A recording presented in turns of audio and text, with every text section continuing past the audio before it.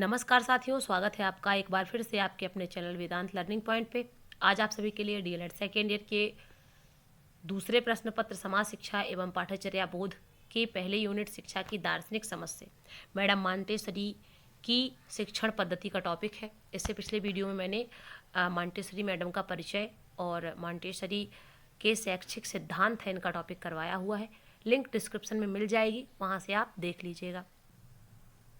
Montessori की शिक्षण पद्धति, teaching method of Montessori. Montessori ने अपने विद्यालयों के लिए कोई पाठ्यक्रम निर्धारित नहीं किया, किंतु अध्ययन की सुविधा की दृष्टि से मॉन्टेसरी की शिक्षण विधि निम्नलिखित 3 भागों में विभाजित की जा सकती है। इन्होंने पाठ्यक्रम निर्धारित नहीं किया, लेकिन इनकी जो शिक्षण पद्धति है वो कितने भागों में इन्होंने बांटी? 3 भागों में। अगर प्रश्न आए कि मॉन्टेसरी की शिक्षण पद्धति कितने भागों में विभाजित है, तो आप कह सकते हैं कि 3 भागों में विभाजित है। पहली रहेगी आपकी कर्मेंद्रियों की शिक्षा। मॉन्टेसरी विद्यालयों में 3 से 7 वर्ष तक के छात्र पढ़ते हैं। उनको सबसे पहले कर्मेंद्रियों की शिक्षा दी जाती है। इसके लिए गतिशीलता का ध्यान रखा जाता है। विद्यालय के छात्र स्वावलंबी होते हैं, वे अपना कार्य स्वयं करते हैं। छात्रों को अपना शरीर साफ रखना, कपड़े साफ रखना, कपड़े बदलना, भोजन पकाना, भोजन परोसना सिखाया जाता है।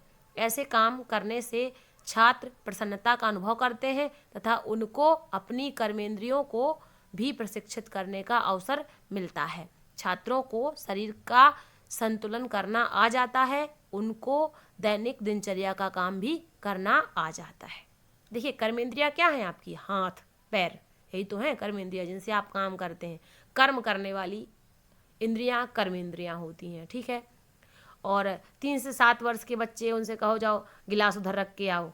अब घर में भी देखते हैं, रोटी बेलो, इस तरह के काम बच्चों से कहा जाए गिलास में पानी भर लो, तो बच्चे बड़े प्रेम से करते हैं और उन्हें बड़ा मज़ा आता है करने में। और उनसे कहा अपना मुंह धो लो, तो बड़ी जल्दी जल्दी ये सब काम कर लेते हैं। खाना परस लो, आप लोग समझ रहे हैं, भोजन परोसना, बच्चे से कह देते हैं, बच्चा बड़ी जल्दी जल्दी काम कर देते, रोटी ले आओ जाके। तो उसमें क्या होता है कि उनका कर्मेंद्रियां उनकी प्रशिक्षित हो जाती हैं और साथ ही साथ उनको अपने शरीर का संतुलन करना आ जाता है, कहीं गिरते गिरते ढुलकते नहीं हैं। तो ये हो गया कर्मेंद्रियों की शिक्षा। इसके बाद है ज्ञानेंद्रियों की शिक्षा। देखिए, ज्ञानेंद्रियों की शिक्षा उपकरणों के माध्यम से दी जाती है। उपकरण समझते हैं?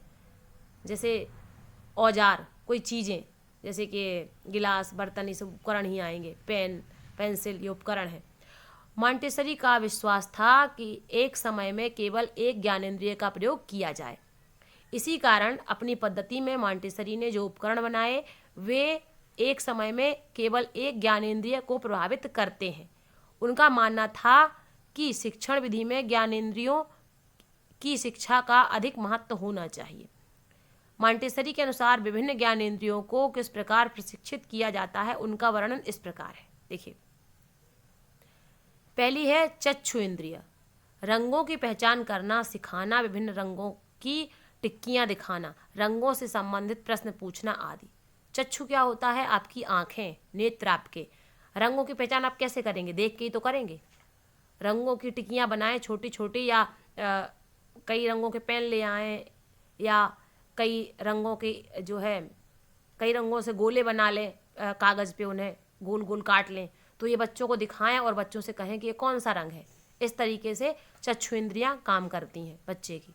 और उनसे बच्चे से पूछे ये कौन सा रंग है, क्या देख रहे हो आप इसमें, ठीक है। ये चक्षु इंद्रियां हो गई, ठीक है। नेक्स्ट है, इसमें क्या बता रहे हैं? घ्राणेंद्रियां।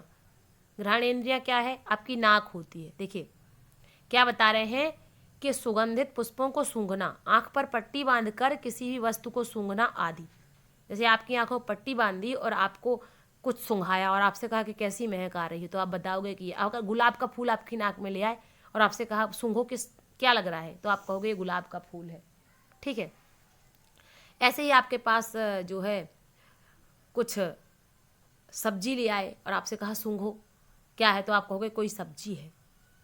इस तरीके से आपको सूंघा करके, वो जैसे गेंदे का है, गेंदे की खुशबू ही अलग होती है। गेंदे का पुष्प आपके पास ले आए, आप कहीं सूंघ के बताओ कौन सा पुष्प है, तो आप बता दोगे ये गेंदा है। गुलाब और गेंदा ऐसा होता है कि अलग से ही, और एक बेला और चमेली, इनकी खुशबू अलग से ही आती है, दूर से ही आती है, तो पता चल जाता है कौन सा पुष्प आस पास महक रहा है। ठीक है। तीसरी बताई है कि स्वाद इंद्रिय, स्वाद समझते हैं, जीभ आपकी स्वाद इंद्रिय है, स्वाद जिससे आप चखते हैं, किसी स्वाद लेते हैं। विभिन्न स्वादों का ज्ञान कराने के लिए खट्टी, मीठी, चरपरी, तीखी, कड़वी, नमकीन वस्तुओं को खिलाना। जैसे आपको गुड़ खिलाया और आपसे कहा कि स्वाद बताओ कैसा है, तो आपको कहोगे मीठा है, मीठा है। और अगर आपको इमली खिला दें, कहे कैसा है, तो आपको खट्टा है। और खट्टी मीठी चीज़ खिलाएं तो आप कहोगे खट्टा मीठा है। अगर कोई मिर्ची खिला दे तो आप कहोगे कि बड़ी तीखी है। और कड़वी चीज़, नीम का पत्ता खिला दें तो आप कहोगे बड़ा कड़वा लग रहा है ना। तो ये सब चीज़ किससे पता चलेगा आपको? आपकी स्वाद इंद्रिय। स्वाद इंद्रिय क्या है? आपकी जीभ है। ठीक है। स्पर्श इंद्रिय क्या है? देखिए, स्पर्श यानी कि छूना, किसी चीज़ को आप छुएं, विभिन्न प्रकार की वस्तुओं का स्पर्श कराना। इसके लिए गर्म, गुनगुने तथा ठंडे पानी में हाथ डालना, चिकने और खुरदुरे पदार्थों का ज्ञान कराना। उपयुक्त ज्ञान इंद्रियों के लिए तीन चरण के काम में लाए जाते हैं। देखिए, आपको क्या है कि कोई हल्का गुनगुना पानी आपसे कहें इसमें उंगली डालो, तो आप उंगली डाल के बताओगे कि हल्का गर्म है या गुनगुना है। ठंडे पानी में कहें तो आप कहोगे, छू के बताओगे कि ठंडा है। बर्फ़ आपको छुआ दे तो आप कहोगे ये बहुत ठंडी है, तो आपको समझ में आएगा। चिकनी चीज़ आपको दे दें, कोई कपड़ा हो चिकना हो, वो पकड़ा दें, जैसे आपको सिल्क पकड़ा दें तो आप कहोगे कि हाँ बहुत ये चिकना है, मतलब बच्चे को पकड़ा दिया जाए। और जैसे रेगमार है, बहुत खुरदरा होता है, जैसे आप फर्श की सफाई करते हैं, गंदगी हो जाती है तो खुरदरा क्या होता है? रेगमार्क होता है। तो खुरदुरे पदार्थ आपको बताएं तो आपको पता चलेगा कि ये खुरदुरा है। ठीक है। अब उपयुक्त ज्ञान इंद्रियों के लिए तीन चरण काम में लाए जाते हैं। क्या क्या? कि किसी वस्तु के विषय में शिक्षिका स्वयं बताती है। कोई चीज़ होती है तो उसके, जैसे कि रेगमार ही बताना है बच्चे को, तो बताएंगे कि ये क्या है, तो बच्चे कहेंगे खुरदुरा है, तो बताएंगे कि आपके रेगमार है। फिर छात्र से उस वस्तु के विषय में पूछा जाता है। पहले बच्चे को बताया जाए कि ये क्या है, फिर बच्चे से पूछा जाए कि ये क्या है। पुनरावृत्ति करने से उस वस्तु के विषय में पुनः प्रश्न पूछा जाता है। क्या है कि अगर आपने गुलाब का फूल बच्चे को दिखाया और आपने कहा कि ये गुलाब का फूल है, इसमें इस तरह की खुशबू आती है, बच्चे को सूंघाया, उसके बाद आपने बच्चे से पूछा कि ये क्या है, तो बच्चा बताया गुलाब का फूल है, सूंघेगा, समझेगा। उसके बाद पुनरावृत्ति क्या होती है? बार बार किसी चीज़ को बताना। जब आप एक दो बार किसी को बताएंगे किसी बात को बच्चों को, तो पुनरावृत्ति हो गई। जैसे फूल सूंघाएंगे, एक गेंदे का सूंघाएंगे, फिर गुलाब का सूंघाएंगे, या बेले चमेली का सूंघाएंगे, उसे दो तीन बार बार बार सूंघाएंगे, तो क्या है, बच्चा उसके बारे में अच्छे तरीके से ज्ञान प्राप्त कर लेता है। नेक्स्ट पद्धति है इनकी पढ़ने लिखने की शिक्षा। देखिए क्या है कि मॉन्टेसरी के अनुसार पढ़ने की अपेक्षा लिखना सरल होता है। ये लिखने पे बल देती हैं। अगर कभी प्रश्न आ जाए कि मॉन्टेसरी मैडम की शिक्षा किस पे बल दी जाती, तो आप पहले बता देना कि लिखने पे देती हैं। ठीक है। इसके बाद क्या है कि ज्ञानेंद्रियों के अनेक अभ्यास करने के पश्चात पढ़ना, लिखना और अंक गणित सरलता से आ जाता है। अनेक अभ्यास करेंगे तो अंक गणित आ ही जाएगा। अंक गणित में ही होता है कि बॉक्स बनाना, ये सब तिकोना, आयताकार, गोल, ये सारी चीज़ें उसी में होती हैं अंक गणित में। ज्ञानेंद्रियों के प्रशिक्षण से पढ़ना लिखना स्वतः आ जाता है। लिखना क्या है?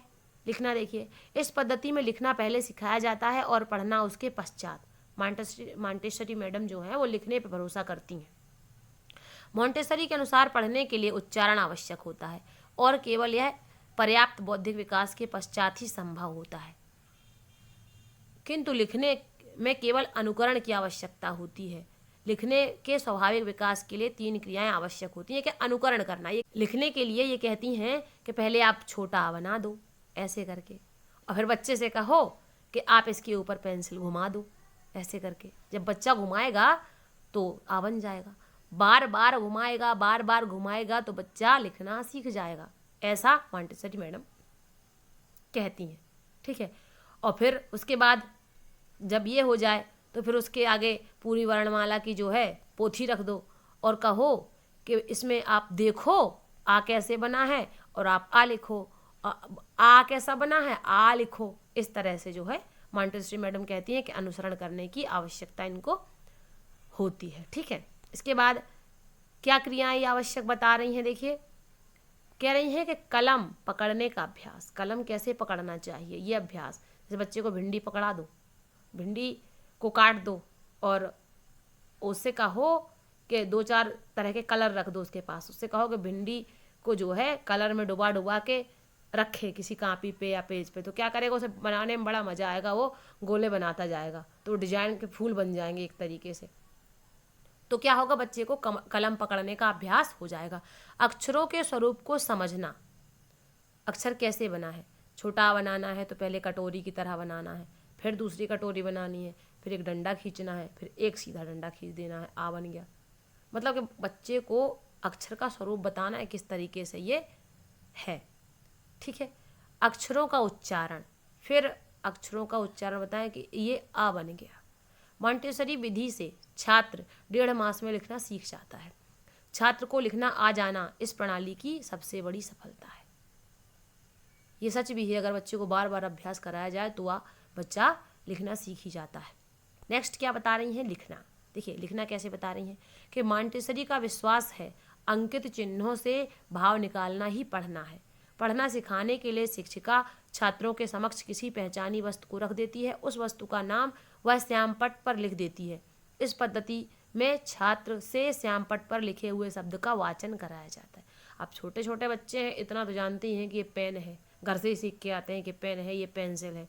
तो बच्चे को जो है बच्चे के सामने पेंसिल रख दियो, बच्चे से कहा कि ये क्या है, तो बच्चा ये पेंसिल है, बच्चा जान जाएगा। ऊपर कह देंगे कि ये पेंसिल लिखा है हमने, तो बच्चा जान जाएगा हाँ पेंसिल लिखा है। छोटे छोटे बच्चे जानते हैं, नींबू ला के दे दो, नींबू दिखा दो, ऊपर नींबू लिख दो, और बच्चे को दिखाओ तो बच्चा कहेगा तो नींबू है, और ऊपर क्या लिखा होगा, नींबू, तो बच्चा समझेगा कि किस तरीके से ये नींबू लिखा हुआ है, ठीक है।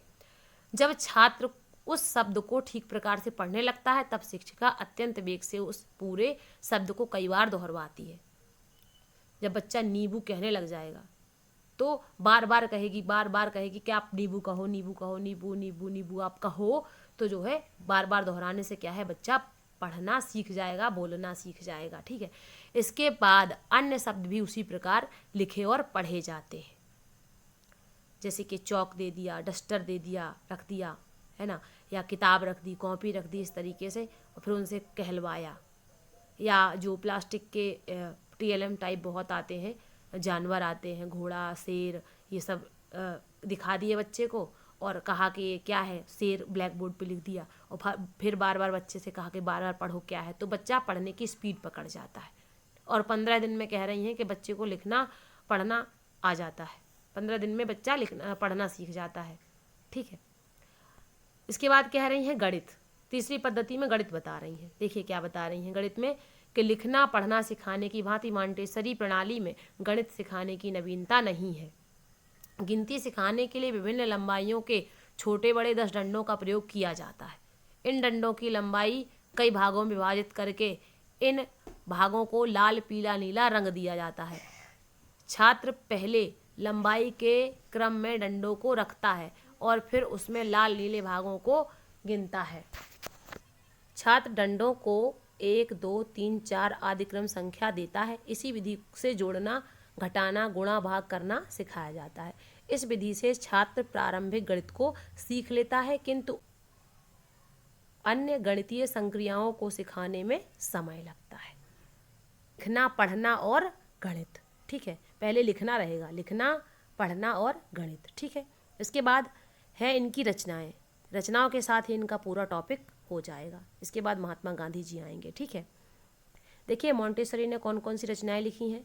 मैडम मारिया ने अपनी पद्धति के प्रतिपादनार्थ तथा शिक्षा सुधार संबंधी अपने विचारों को प्रकट करने हेतु कई छोटी बड़ी पुस्तकें लिखी हैं, जिनमें से प्रमुख हैं the discovery of the child, दूसरी है द अब्सॉर्वेंट माइंड, तीसरी है द सीक्रेट ऑफ चाइल्डहुड, चौथी है to educate the human potential, पांचवी है education for a new world, छठवीं है द चाइल्ड, सातवीं है रिकंस्ट्रक्शन इन एजुकेशन, आठवीं है पीस एंड एजुकेशन, नौवीं है what you should know about your child. इन रचनाओं के अतिरिक्त राष्ट्रीय मॉन्टेसरी संघ द्वारा प्रकाशित वार्षिक पत्रिका में भी उनके विचारों की अभिव्यक्ति होती रहती है, यानी कि अपने विचारों को वो मॉन्टेसरी संघ पत्रिका के द्वारा बताती रहती हैं। इस तरह से ये पूरा टॉपिक हुआ। देखने के लिए आप सभी का धन्यवाद। नेक्स्ट टॉपिक में आपको गांधी जी के बारे में बताऊंगी।